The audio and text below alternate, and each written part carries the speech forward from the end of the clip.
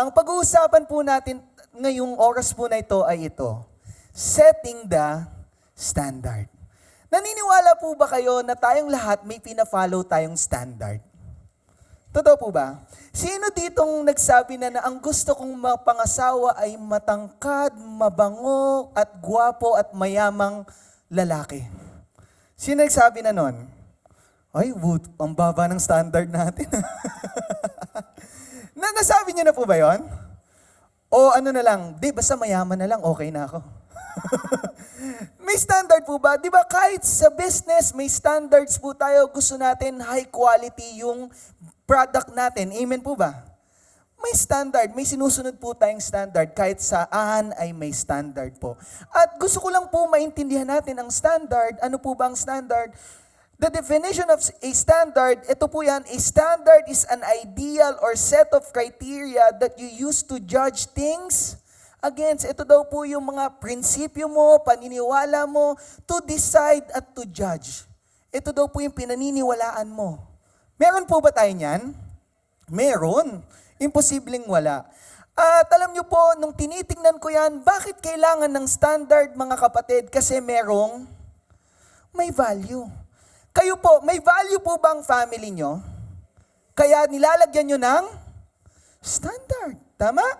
May value eh.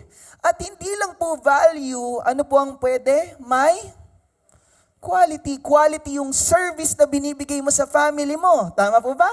Kasi may value. Kailangan quality ang bibigay mo, nasa standard. At hindi lang po daw quality, ito po yung isa, ano po ito?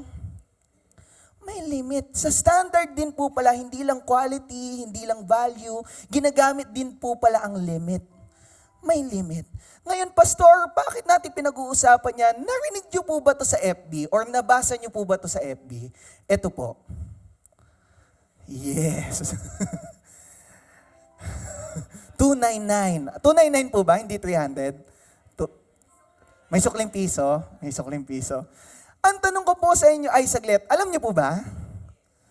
Sa iba pong hindi nakakaalam, bibigyan ko po kayong context, meron daw pong mag-girlfriend at boyfriend na matagal na po sila at gusto na mag-propose ng lalaki. At nung nag-propose po siya, ang binigay niyang singseng ay worth 299 pesos na singseng. Ngayon, dahil nung binigay po na 299, napaisip yung babae, may value kaya ako?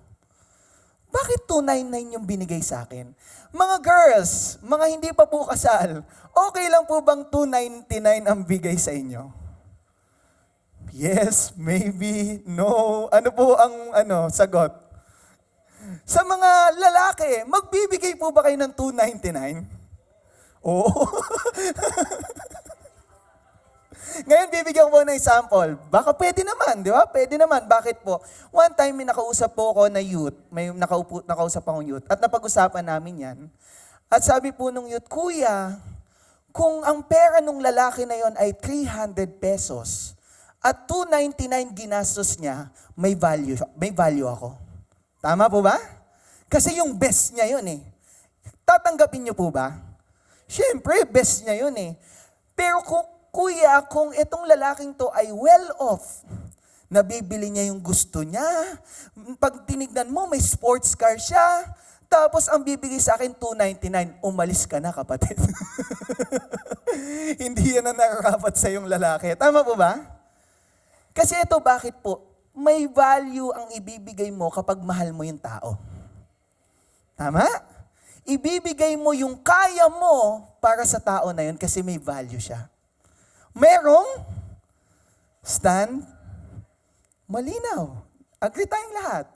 At hindi lang po dyan sa standard, may quality. Sino na po nakapag 5-star hotel? Wow, nakarinig ako, wow. May mabaho po bang 5-star hotel? Meron po bang pangit sa mata sa 5-star hotel? May madumi po ba doon? Wala. Bakit po? May pina-follow sila na standard. Kasi pag hindi nila finalo yon, mababawasan yung 5-star. Magiging 1-star na lang. May standard. Amen po ba? Meron. At bakit, pastor, sinasabi nyo may quality, kaya pag pupunta po kayo, one time nakapag-ukada kami ng family ng asawa ko, maganda. Makakatulog ka ng masarap. Tama po ba? May quality eh. Iba yung binibigay nila na service. Quality service. At kung hindi lang yung quality, ito po kaya yung limit. Sino po nagda-drive? Ano po yung 60? Minimum, tama po? May standard. 60 kph. Pag sa Skyway po, ang gusto ng ng government or ng batas natin ay 60 lang sa Skyway. Huwag ka lumagpas. May limit. Bakit daw po may limit? Kasi pwede kang tumalsik ng ganyan. Kasi baka sobra mong bilis at biglang may curve, hindi mo kayang i-control.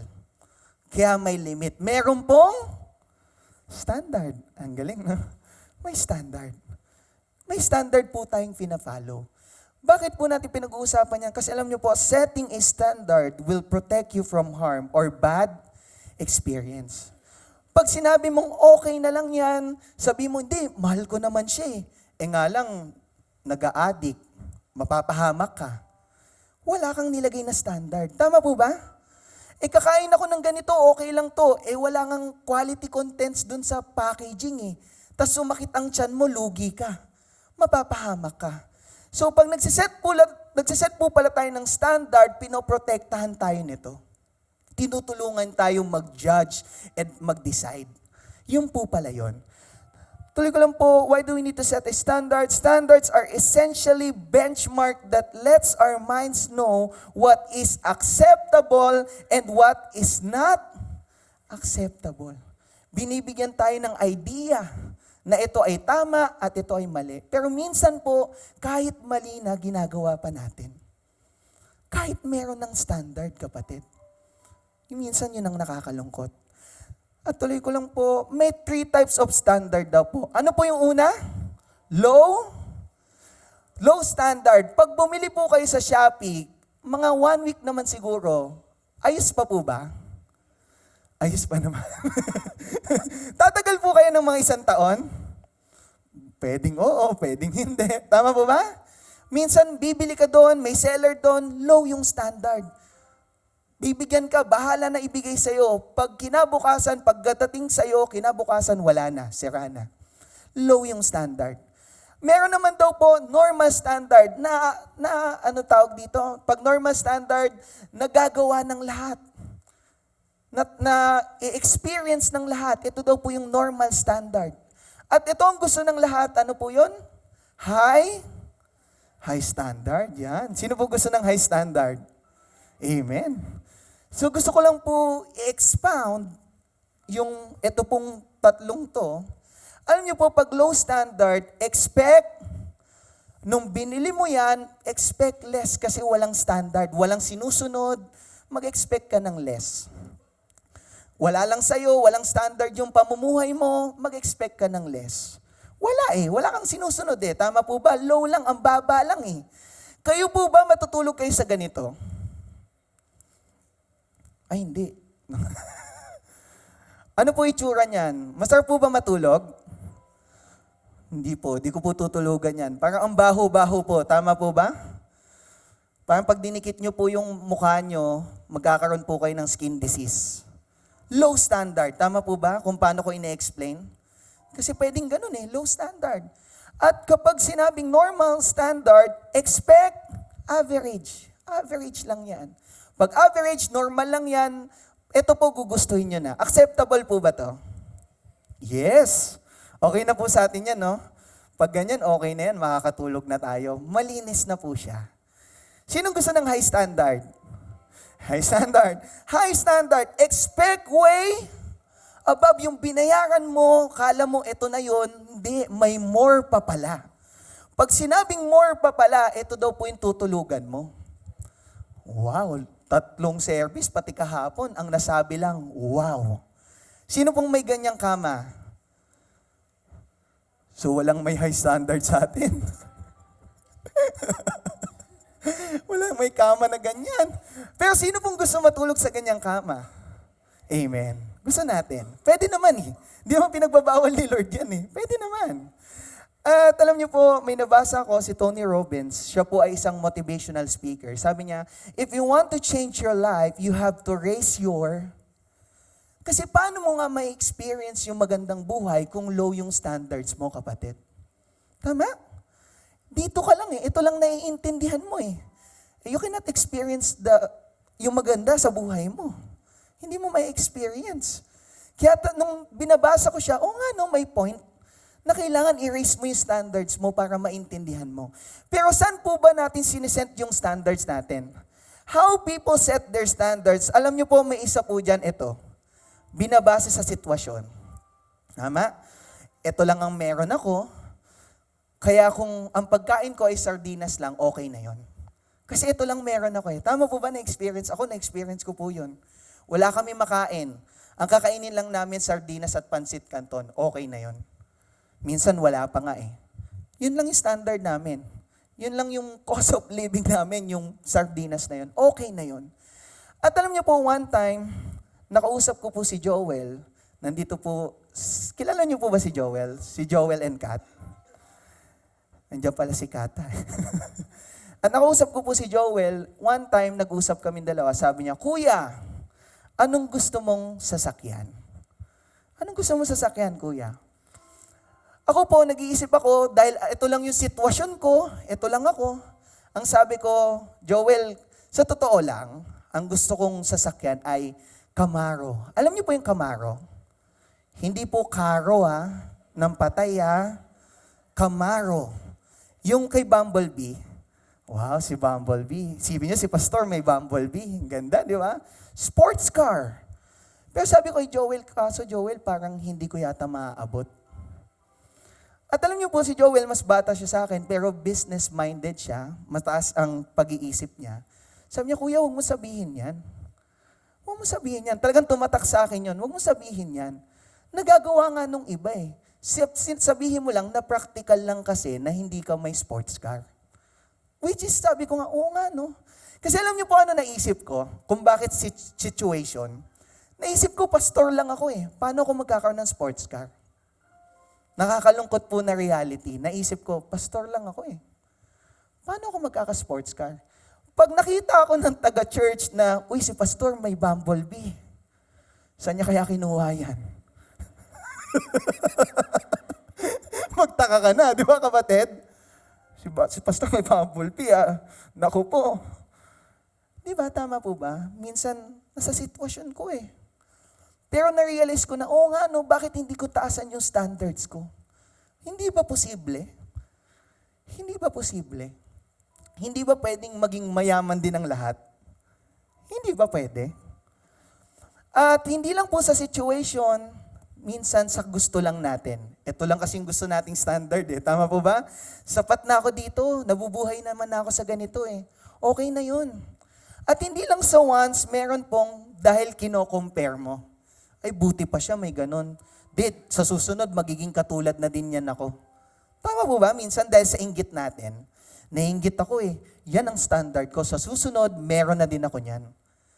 Tama po ba to? Parang okay, parang hindi. Ano po kaya? Tignan po natin. If we want to set a standard, we need to set a line. Pastor, bakit magsiset ka ng line? Pag nagsiset ka pala ng standard, para kang naglalagay ng linya. Naglalagay ka ng linya na hindi mo pupuntahan. Nagigets niyo po? Hindi mo pupuntahan. Ngayon, pinag-uusapan natin yung standard ng mundo, kung paano ine-explain, gaano kahalaga to sa atin. Ano kaya ang standard ni Lord? Napaisip po ba kayo? Anong standard ni Lord? Kanina pa namin pinag-uusapan ang gusto namin, ano ang meron sa mundong ito, anong standard ni Lord? Punta tayo sa Romans 12:2. Sabi doon, huwag kang makisali, huwag kang sumali. Saan daw po? Yourselves to the standards of this. Pastor, parang niloloko mo na ako. Kanina pa tayo usap ng standards, tapos hindi ko naman pala susundan yung pattern na yun. Hindi ko pala susundan. Bakit kapatid? Dahil ikaw po ay isang Christian. Christian ka. At ito yung pattern na binibigay sa ni Lord.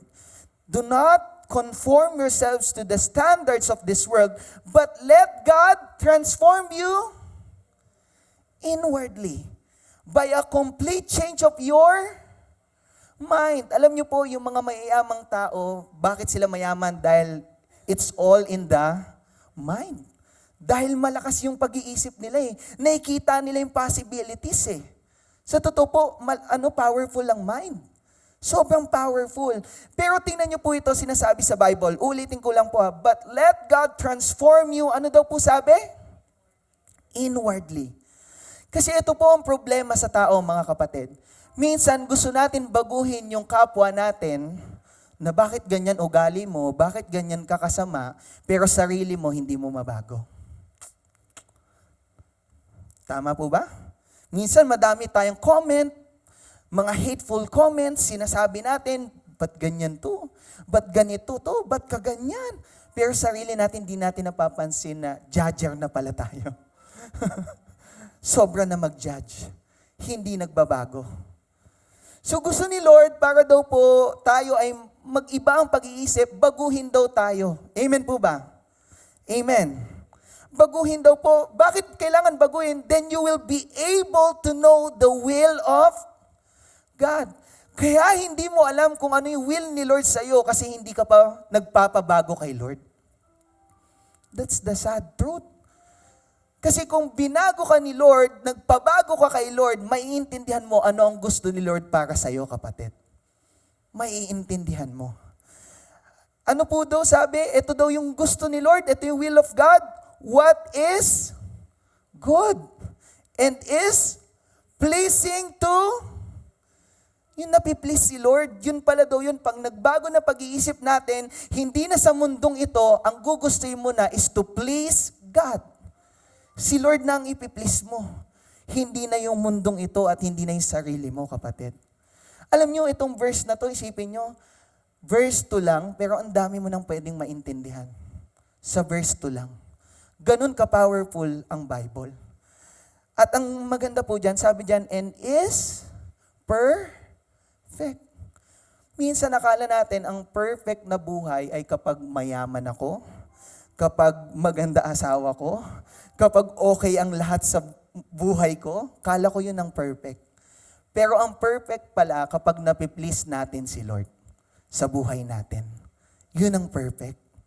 Kasi yun ang tinitignan nating standard. Amen po ba? Yun ang standard na tinitignan natin. Alam niyo po, if you want to change your life, use godly. Ano po kanina yung binasa natin kanina? Sabi doon ni Tony Robbins na, if you want to change your life, you have to race. Ni-race natin. Pero bilang Christian, ito po yung ginawa ko. If you want to change your life, use godly standard.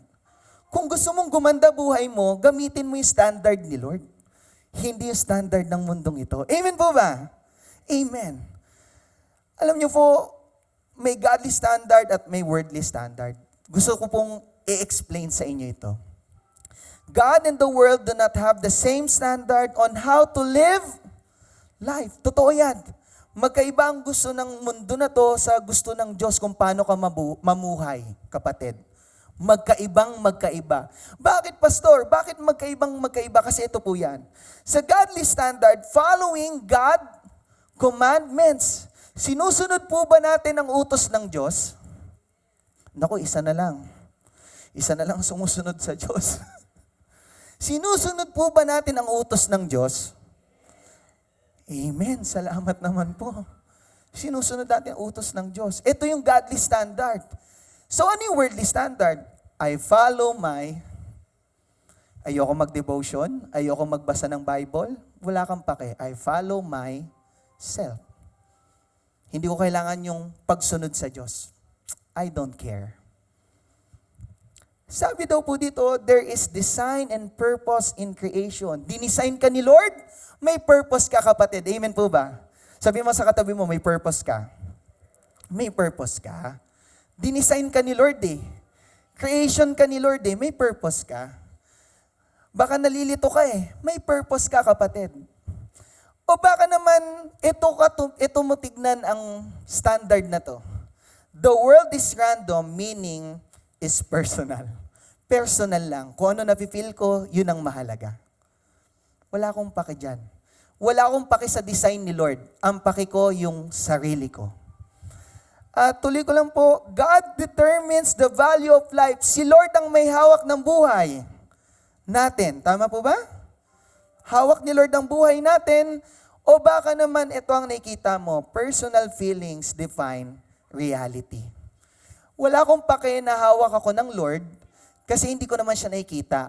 Ang feelings ko ang totoo. Kung ano yung nararamdaman ko, yun yung paniniwalaan ko. Yun ang real sa akin. Baka ganun tayo, kapatid.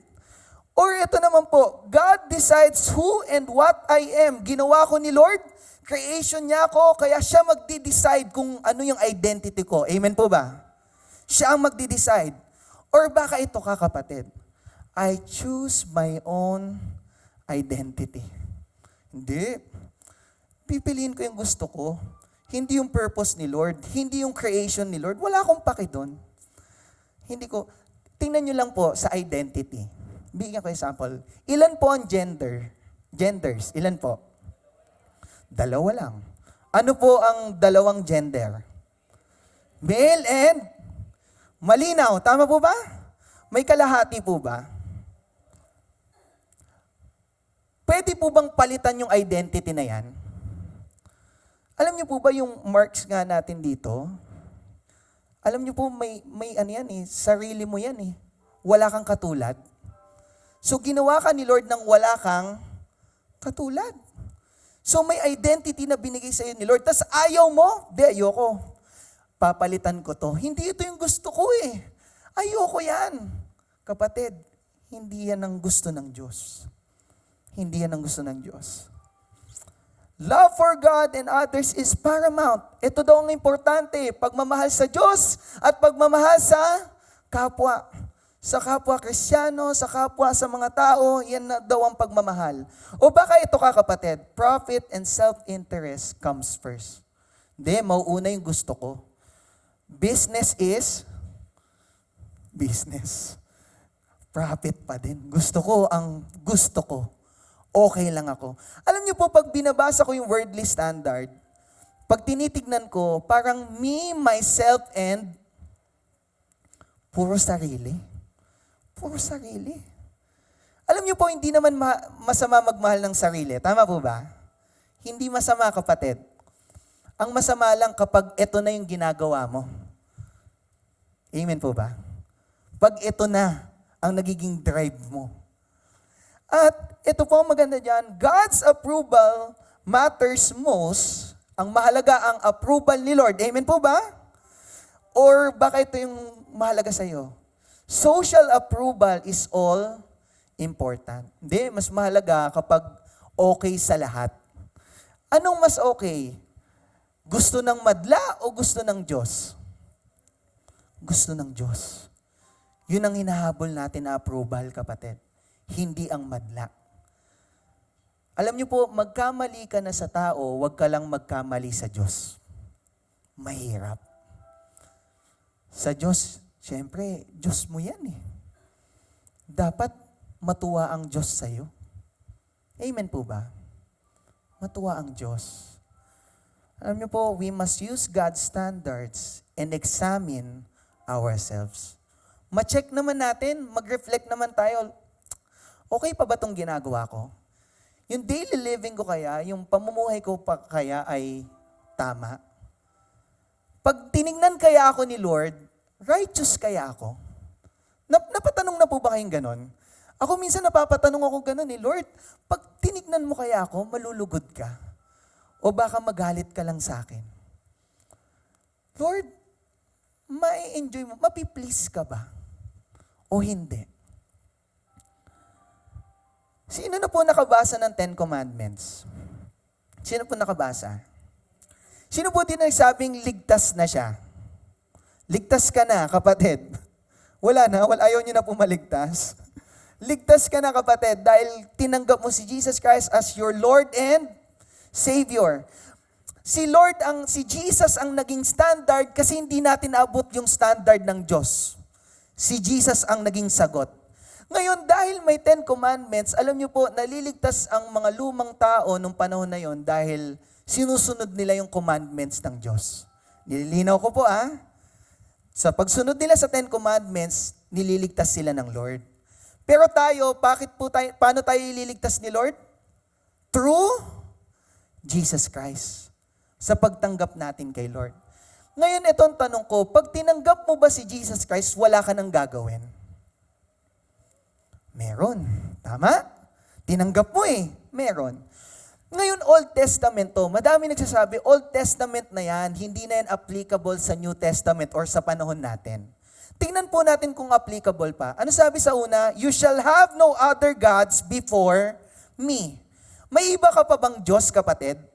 Sino lang ang Diyos mo? Si God, si Jesus, si Yahweh. Siya lang ang Diyos mo. Iisa lang ang Diyos. Amen po ba? Iisa lang. Wala nang iba.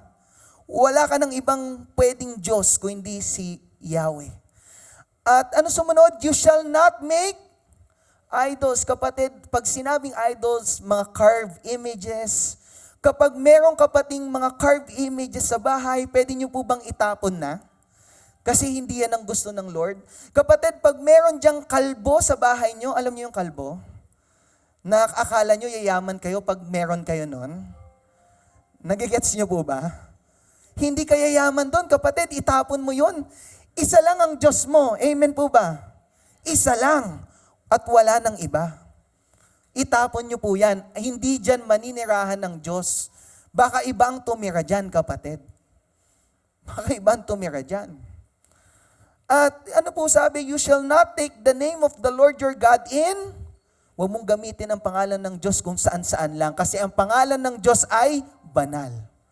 Banal ang pangalan ng Diyos. Huwag mo siyang gamitin pang sariling interes. Huwag. Banal ang pangalan ni Yahweh. At ito pa po yung pang-apat, keep the Sabbath day holy. What is Sabbath day? Ano po ba ang Sabbath day? The day of rest. Bakit may day of rest? Sa 7 days mo, may isang araw ka na magpapahinga at yung pahinga na yon ay pupunta ka sa presensya ng Diyos. Amen po ba? Pupunta ka sa presensya ng Diyos, hindi mo aalisin yun. Pagmamahal mo sa Diyos yun hindi mo aalisin yun. Yung pagmamahal mo. At bakit po ginagawa yung Sabbath day? Kasi bakit? Kasi alam mo na kahit hindi ka nagtatrabaho sa Sabbath day, alam mo si Lord nagtatrabaho para sa iyo. May ginagawa ang Diyos sa buhay mo. Na nagtatrust ka sa Lord. Yun po pala yun. Kaya kapag di ka pumunta ng Sunday, alam niyo po, may mga kausap ako dati, naaalala ko, ba't ganun, pastor, no? Pag di tayo nagpumunta ng linggo ng church, parang may kulang. Kasi parang may kulang talaga. Kasi hindi mo ina-acknowledge ang Lord, hindi mo ino-honor ang Lord. Pastor, Old Testament na yan Sige, kapatid, saglit lang. Tuloy lang natin. Pag sinamarize ko yan, ano po yan? Relationship with, yung 4 na yan, pinapakita kung paano mo sasambahin ng Diyos. Kung paano mo i-honor ang Diyos sa buhay mo. Applicable po ba? Applicable. Baka sabihin mo, inabolish na yan. Hindi, kapatid, applicable. At ano yung sumunod? Honor your father and your. Tingnan nyo ang galing ng Bible, no, kung paano yung positioning. Inuna ang Diyos, ano yung sumunod? Ang magulang. Pag minahal mo ang Diyos, ang susunod mong i-honor, ang mamahalin ang magulang mo, bago ang mga tao sa paligid mo. Amen? Kasi ito na yung tao sa paligid. You shall not murder. Huwag kang papatay. Kahit naman sa panahon ngayon masama pumatay. You shall not commit. Ito po, sikat na sikat to sa panahon na to. Madaming nag-cheat. Meron pa ako nabasa, kasi hindi naman talaga nag-workout Maghiwalay na lang kami kaysa mag-away kami. Ay kapatid, pag ganun ang pananaw natin, nag-commit ka sa Diyos na sa hirap at ginhawa, tas kapag nahirapan ka na, ayaw mo na. Kanino po tayo nangako? At saan pa? Sa batas. At nakita to ng mga taong in-invite mo. Tapos ayaw mo na. Huwag daw mag-commit ng adultery. Amen po ba? Malinaw. You shall not steal, huwag magnakaw. You shall not bear false witness against your... Hindi, pastor, masama talaga ugali niyang kapitbahay ko. Papabarangay ko na nga yan, pastor eh. Alam niyo po, pangit talaga ugali niyang kapitbahay ko na yan eh. Chismosa po yan, pastor. At gumawa ka na ng storya, tama po ba? Dahil sa damdamin, ayaw pala ni Lord. Hindi tama. You shall not covet your neighbors or wife or yung husband. At alam niyo po ba sa Tagalog ang covet? Alam niyo po ba sa Tagalog ang covet? Huwag na, baka maning joke ko wali eh. Sa Tagalog po ng covet ay kabet. O wali, di ba? Sinasabi lang po, huwag kang kakabet sa kapitbahay mo. Huwag kang kukuha doon kung ano man meron sa kapitbahay mo. Yun yung last na commandment. Huwag kang kukuha. Huwag mong gawin yan. At pag sinamarize ko yan, relationship with one, applicable po ba? Pwede po ba? Pwede. Pwede. Nasa batas pa nga yan eh. Applicable. Applicable po siya. Eh, Pastor, Old Testament na yan. Wala na akong paki dyan. Eh, di punta tayo ng New Testament. Tignan natin.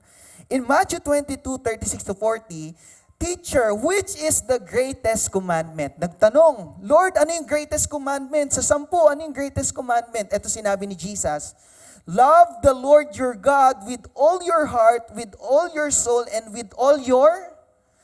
Pag minahal mo daw si Lord, buong-buo, kapatid. At sa pagmamahal mo sa Diyos, kapatid, gagawin mo to. Amen po ba? Dahil mahal mo si Lord, di ka sasamba ng iba? Siya lang ang Diyos mo? Mahal mo siya eh. Gagawin mo yan. Applicable? Tama. Pasok na pasok. Anong ginawa ni Jesus? Sinamarize lang po niya. Sinamarize lang niya na kung mamahalin mo, kung susundin mo ang Diyos, ibibigay mo ang lahat ng sarili mo. This is the first and greatest commandment. Ano yung second? And the second is like it. Love your neighbor as yourself. Kung mamahalin mo yung kapwa mo, katulad ng pagmamahal mo sa sarili mo. Mahalin mo. Kung pupunta tayo para mahalin mo ang kapwa mo, eh kailangan di mo to gawin. Ay kailangan mo pala tong gawin. Tama po ba?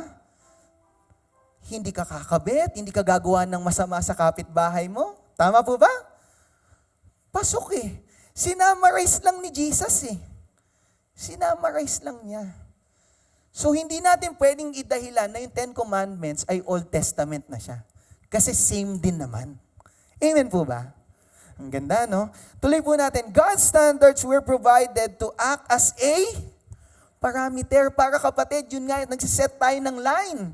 Kasi para hindi po tayo mapahamak. Hindi tayo maka-experience ng bad experience. Iniingatan tayo ng Diyos. Yun po pala yun. Alam niyo po, when you set your godly standard, your relationship will get small. This is the reality. Pag sinet mo na yung buhay mo na ang buhay mo kay Lord, yung ibang tao ayaw sa'yo. At kailangan mong tanggapin yon. Kasi ang approval ng Diyos ang gusto mo. Tama po ba? Ang approval ng Diyos, hindi approval ng madla. Magiging small. Yun talaga. At people can stand your standard. Ito yung standard ni Lord eh. Ito yung susundin ko eh. Yung ibang tao, hindi nila magigets yan. Bakit po? Kasi nasa worldly standard sila. Ito yung sinusunod nila na standard.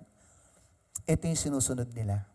Kaya kapatid, pag titingnan po natin dito, ito po dapat yung maintindihan natin sa buhay natin. Na hindi lahat ng tao tatanggapin ka. Amen po ba? Hindi talaga lahat. You cannot please everybody. Kasi ang piniplease mo, ang Diyos. God's standards help us to turn towards God. Yun lang po pala yun eh. Yung 10 Commandments, yung greatest commandments, yun lang pala yun eh. Pag sinunod mo yun, mapapalapit ka sa Diyos. makikilala mo ang Diyos. Makikita mo yung perfect will para sa buhay mo. Yun po pala yun. At tatapusin ko po yan dito. Naniniwala po ba kayo na babalik si Jesus? Babalik si Jesus. Amen po ba? At ililigtas niya tayo. Sino pong save? Ulitin natin. Sinong save? Baka hindi ka sigurado, save ka kapatid. Baka hindi ka sigurado, mahirap na. Paano ka maliligtas? Sino kailangan mo? Si Jesus. Tanggap. Siya lang po ang only way. Kasi bakit, isipin niyo po to, kung hindi lang siya ang only way at yung ibang religion, yun din pala ay pwede ka maligtas, peke si Jesus. Tama po ba? Kasi si Jesus lang ang only way. Wala nang iba, kapatid. So, ligtas tayo. Amen po ba? Ligtas tayo. Tingnan po natin. Then he said to his disciple, the time is coming when you will long to see the day when the Son of Man returns. Darating yung panahon na hahanapin mo si Jesus, Lord, pabalik ka na ba? Lord, nandito ka na ba? Lord, napapansin ko, malapit ka nang dumating eh. Pero ano po sabi ni Jesus? But you won't see it. Ini-expect mo darating, pinaplano mo na baka dumating na, pero hindi mo makikita, kapatid. You won't see it. People will tell you, look, there is the Son of Man, or here is. Alam niyo po, sa panahon natin, madaming nagkiklaim na sila si Jesus. Tama po ba? Meron. Trending pa nga siya eh. Kiniklaim niya na siya ang anak ng Diyos eh. Anak po ba siya ng Diyos? Hindi. Bakit? Sabi doon, here is, but, ano sabi doon? But don't go out. Huwag ka pumunta doon. And follow them. Huwag kang pupunta doon at huwag mo din susundan. Huwag. Huwag. Huwag mo sundan. Hayaan mo lang. Hayaan mo lang. For as the lightning flashes and lights up the sky from one end to the other, so it will be on the day when the Son of Man comes. Alam niyo, sinasabi dito na darating si Lord na parang kisap mata lang. Alam niyo po yung kisap mata? Yung parang gumanong ka lang. Dumating na si Lord. At ano pa yung mga makikita natin dyan? But first, the Son of Man must suffer terribly and be rejected by this generation. Nire-reject, tingnan nyo po, nire-reject na ng generation na to si Lord. Sa totoo lang. Ayaw na maniwala sa Diyos, ayaw na, kasi anong sabi? Banal-banal lang. Ayaw na.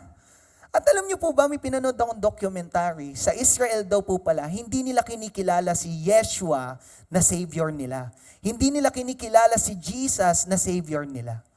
Eh bakit, Pastor, ba't natin pinag-uusapan yan? Ang Israel po ang piniling bayan.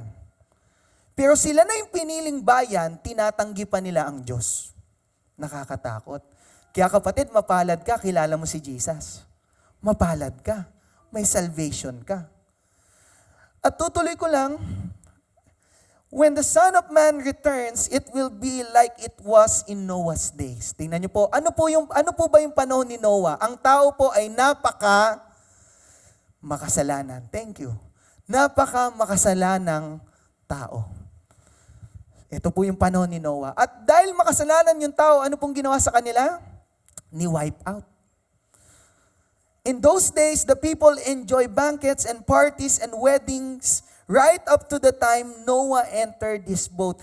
Nagsasabi na si Noah, bibigyan ko po example, nagsasabi na si Noah, darating na yung flood, halika na kayo, sumama na kayo dito sa ark.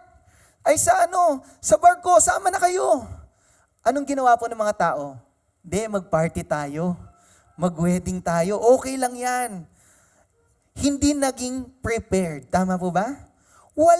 Walang pake. Ano po nangyari? Flood came and destroyed them all. Walang alam eh. Walang idea eh. Napahamak. Walang standard. Napahamak. Gusto lang ay gusto lang. Sarili. Yun lang ang kagustuhan. And the world will be as it was in the days of Lot. People went about their daily business. The word daily business, yung normal mo lang na araw, hindi mo may expect hindi mo ma-expect kung kailan darating si Lord. Unexpected siya, kapatid. Unexpected. Ano po sabi dito? Daily business, eating and drinking, buying and selling, farming and building. Nag-work ka, kapatid, biglang dumating na si Lord. Kumakain ka, biglang dumating na si Lord. Iinom ka ng tubig, dumating na si Lord. Gumagawa ka ng mga building, dumating na si Lord. Normal lang na ginagawa mo. Hindi siya katulad na parang, uy, nag-iba na yung kulay ng panahon, parating na si Lord. Wala, hindi unexpected. Hindi mo alam. Walang may alam. Tama po ba? Walang may alam.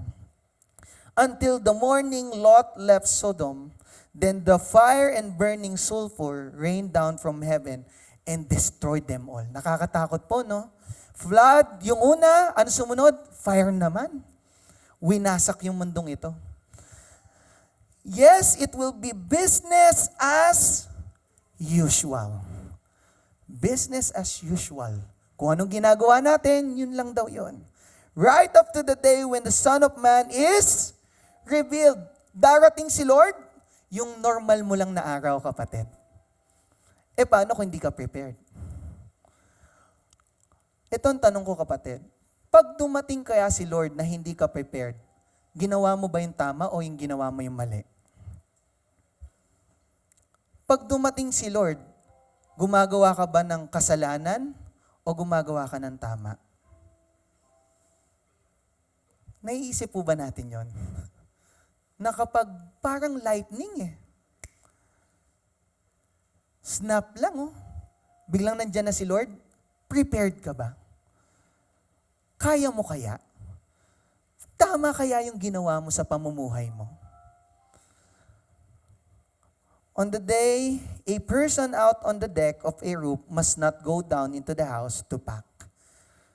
Pag nandun ka daw sa roof, huwag ka nang bumalik pa at mag-impake. Huwag na. No need. Anong gustong ipaintindi ni Jesus dito? Tuloy ko lang po A person out in the field must not return. Kung nag-work ka daw, tas nakita mo, bumalik na si Lord, huwag ka nang bumalik sa bahay mo. Maging ready ka na lang. Tama po ba? Ready ka na lang. Anong explanation yan? Remember what happened to Lot's wife. Ano po nangyari dun sa asawa ni Lot? Naging pillar of salt. Bakit po? Tinatakas na sila ni Lord. Tumatakbo na sila. Ano pong ginawa ng asawa? Tumingin pa. At pagkatingin niya pabalik, wala na. Bakit ina-explain ni Lord yung pagtingin sa balik? Pagtingin ng pabalik. Ano kayong meaning nun? Kasi ito po yan. If you cling to your life, kapatid, you will lose. Ito kasi yung gusto kong buhay, Lord Dito ako masaya. Dito ako yumayaman. Dito nagiging maayos ang buhay ko. Ito ako, Lord. Gusto ko to. Okay ako dito. Pero hindi mo nasusunod ang gusto ng Diyos. Hindi, Lord, save naman ako, di ba? Save naman ako Okay naman Pero hindi mo sinusunod si Lord. Kapatid, papaintindi ko lang. Niligtas tayo ni Jesus. Amen po ba? May salvation. Pag may salvation, may transformation. Amen po ba? Pag may salvation, may transformation. Kasi niligtas ka ni Lord sa kasalanan mo at ayaw ka na niyang bumalik dun sa kasalanan mong yun. Ito ang ine-explain dyan. And if you let your life go, you will, binigay mo na kay Lord Lord, ikaw ang Lord and Savior ko. Binigay ko na sa'yo. Sa'yo na ako. Hindi ka na pwedeng bumalik. Amen po ba? Hindi ka na pwedeng bumalik. No turning. Huwag ka na dun sa kasalanan mo, kapatid. Tapos ka na dyan. Tinulungan ka na nga ni Lord, tas babalik ka pa. Gusto ka na nga niyang ayusin Babalik ka pa. Babalik ka pa. And I will end with this story. Alam niyo po, last week, we went to Taiwan. Kasama asawa ko, yung family ko po, tita ko nandyan. At alam niyo po, kami po, excited kami. Sa first day, excited kami. Ang flight po namin ay 4:20. Yan, 4:20. At kami po, 11:30 to 12 siguro, ganon, around that. Nakapasok na po kami, nakapag-check-in na kami, nakapag-immigration na kami. Pasok na po kami. pasok na. Pagpasok na po, ang hihintayin mo na lang ano po, boarding time mo na. Ngayon, kami po, dahil nasa isip namin sa trip 4:20, may standard time pala doon, may boarding time. Walang tumingin, kapatid. Hindi prepared. Wala sa standard. Alam niyo po, 4 o'clock, pumunta na po kami doon sa parang, ano po ba tawag doon, gate. Punta na kami. AirAsia kami, nakalagay po doon, Incheon, Korea. Ha? Oy, Incheon? Di, baka mamaya Taiwan yan. Naalala ko, tita ko, sabi ng tita ko, nandiyan tita ko, sabi niya, uy, walang tao. Tayo una makakaupo. Alam niyo po yung crew? Ano sabi ng crew? Ma'am, ano pong flight niyo? Ay, Taiwan kami. Ma'am, naiwan na po kayo ng eroplano. Ha? Lahat ng itsura namin. Ha? Sabi na nung nanay ko, baka pwede pa kami pumasok. Di, wala na ma'am, umalis na. Wala na. Naiwan na. Alam niyo po, ang sakit nun, bakit? Bayad na lahat eh. Bayad na yung mga train tickets, bayad na yung accommodation, bayad na. Okay na lahat. Naiwan ka kasi hindi ka prepared. Wala sa standard. Bakit ko sinasabi yan, kapatid? Bakit ko sinasabi yan? Naniniwala po ba kayong may rapture? May rapture, kapatid. May rapture. Naiwan kami. Paano po kami nakapagtayuan? Tuloy ko lang muna. Baka kabahan kayo, may rapture. Paano kami nakapagtayuan? Ang galing ni Lord. Kasi alam niyo po, naghanap kami, pagbaba namin, balik kami from zero, back to zero. Si Lord nagbigay na lang siya sa Cebu Pacific. Alam niyo po, ilan natira dun sa flight na yon? May, 6 na lang na slot ang natira. Hulaan niyo po, ilan kami? 6, ang galing. Binigyan kami ni Lord. Kasi syempre nakita ni Lord, kawawa naman to, hindi prepared. Bigyan ko kayo ng chance. Wow, may chance. Nagtingin pa nga po ako, China Airlines eh. Alam niyo magkano? 260,000. Ang sakit sa puso. Binigyan kami, may grace si Lord. Tama po ba? May grace and mercy. Pero naniniwala tayo sa rapture. Tama po ba? Paano kung ganito, kapatid? The night 2 people will be asleep. Sa araw na yon, may taong 2 natutulog. In one bed, natutulog sila. One will be taken. The other left. May kukunin, may maiiwan. Ito po ang gusto kong paintindi po sa inyo. Hindi porket uma-attend tayo ng church, tunay tayong Kristiyano. Tama po ba? Ang tunay na Kristiyano nakikita sa pamumuhay natin. Yun ang tunay na Kristiyano. At kung nalulugod ba ang Diyos sa buhay natin. Ngayon, bakit ko sinasabi yan? Kapatid, may maiiwan dito pag sa rapture. Ba't mo nakwento yung eroplano? Kapatid, ito kapatid, oh. Sa eroplano, may rebooking. Tama po ba? Pwede mag-rebook. Pag naiwan ka ng bus, pwede kang sumakay sa susunod na bus. Tama po ba? Pero ito, pag naiwan ka dito, saan ka? Paghihirap na ang sunod. Walang rebooking. Totoo ang Diyos natin. Naniniwala kayo, tama po ba? May maiiwan. At ang dalangin natin, hindi tayong maiwan. Amen po ba? May pananampalataya tayo sa Diyos. Paano kung kamag-anak mo yung naiwan? Paano kung kakilala mo yung naiwan? Matatanggap mo kaya? Ang tanong ito pa. Paano kung ikaw ang naiwan, akala mo save ka? Akala mo righteous ka? Akala mo tama yung ginagawa mo sa buhay mo? Tapos sasabihin mo, Lord ready ako. Tapos ikaw pa pala naiwan. Kasi akala mo, tama yung ginagawa mo, mali pala. Tinignan po ba natin yung sarili natin? In-examine po ba natin? Tandaan po natin, ang salvation ay galing lang kay Lord. Amen po ba? Hindi yan agad nawawala, kay Lord yan. Pero kung hindi mo naman sinusunod ang gusto ng Diyos at puro kasalanan ka, pwede kang hindi iligtas ng Diyos. Maniwala ka sa akin. Kasi pinipili mo yung kasalanan eh. Sinabi na nga ni Jesus eh, nandito ka na sa akin, babalik ka pa? Ay, pambihira. May standard din ng Diyos. Amen po ba? Kung tayo may standards tayo may pina-follow tayong standards, si Lord din. May sovereign ng Diyos natin eh. Amen po ba? Sovereign ng Diyos. At may standard din siya. Paano kung maiwan? Masakit. Di po ba? Walang rebooking. Kaya kailangan natin ihanda ang sarili natin. Pastor, bakit kaya ni-reveal ni Lord to sa atin? Kasi gusto niya tayong maayos. Amen po ba? Gusto niya tayong maging maayos ang pamumuhay natin. Gusto niya na siya lang ang Diyos natin. Maging maayos ang buhay natin dahil na kay Lord tayo. Yun ang gusto ng Diyos. Kaya ayusin po natin ang standards natin. Amen po ba? Ano po ang pipiliin natin? Godly standard. Yun ang isaset natin na line. Amen po. Tumayo po tayong lahat. At tayo po yung manalangin. God, thank you Lord. Sa salvation na binigay mo, dinala mo ang kaisa-isa mong anak na si Jesucristo para iligtas kami, Panginoon. Lord, hindi kami nakapasa sa standards mo, Panginoon. Pero dahil kahit hindi kami nakapasa, gumawa ka ng paraan.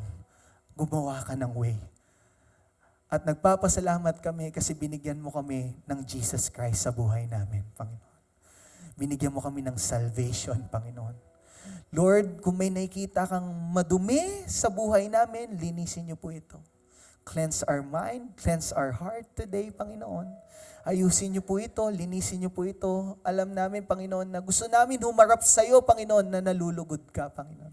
Na natutuwa ka, Panginoon. Yun ang gusto namin. Patawarin niyo po kami kung nagkasala kami, Panginoon.